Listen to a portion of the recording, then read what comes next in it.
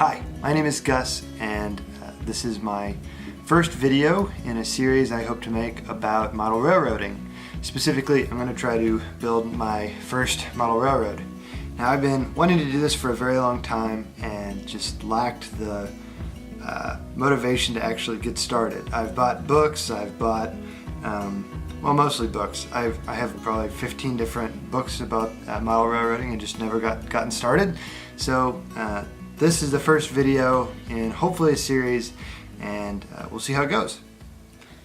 So I guess a good place to start is where the railroad is ideally going to be located for most, if not all, of its working life. Welcome to my basement. You're seeing about 2/3 of the basement. It's about the only spot in the house that doesn't get used very much, so it's the ideal place to have the railroad. Although, one stipulation that my wife and me also have put on this is that we don't want it always be set up here, so we're going to have to make this thing relatively portable and movable. So that's one of the major limitations. Now, from what I've heard, most modelers choose the scale that they'll be modeling in before they begin construction. So I thought it was wise that I do the same. The scale that I've chosen is N scale, which is half of HO scale. HO is by far the most common because it's kind of a good balance of size versus detail, I believe. So what I'm pushing for is a smaller scale because I want to cram more action into a smaller space, and so far I have relatively good control of my my fine motor skills, and I can see fairly fine detail. So I'm hoping that that's a good decision. We'll see. So the very first idea that came to mind when I was thinking about this particular railroad was, how do I make this thing as portable as possible and just easy to move, easy to set up, and so on and so forth. So the idea I came up with is a pretty simple one, and maybe it's been done before, but I've never seen it done.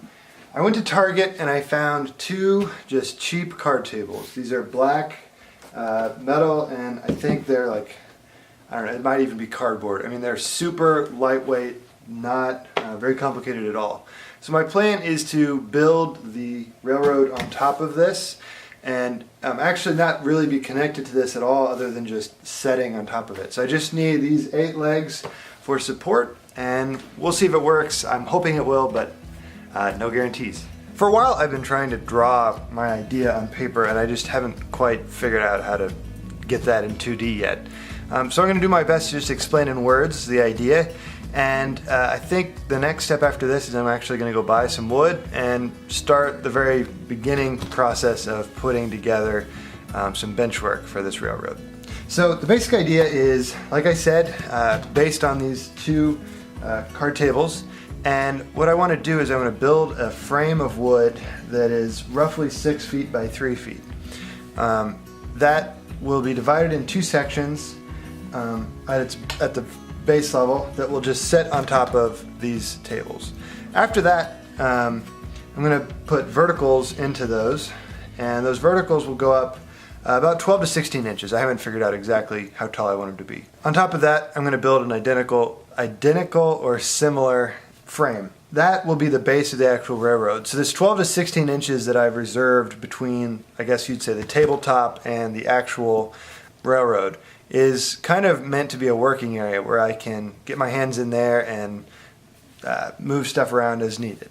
Now, like I said, since this is my first railroad, I know that most people probably wouldn't do this, and they would just build a flat railroad and put stuff in foam and things underneath it, but that's a little scary for me, so I'm going to build in 12 to 16 inches of working space to just help myself work. The basic idea for the railroad is a lumber town, a town in the mountains that produces lumber and forestry products. In the middle of the railroad, I'm planning on having a small mountain that is partially covered in trees, and there will be a tunnel that goes underneath one end of that mountain that connects the ends of the railroad together. So I'm hoping it can either operate as a round, continuous layout, or as a point-to-point. I think primarily it'll be point-to-point, but when my nieces come and they want to see it in operation, then I'll go ahead and let it be continuous. So most railroads of this size, that would be the end of the story. But I don't know if you've noticed, but the lighting here in my basement isn't very good, and it's not going to be very conducive to model railroading.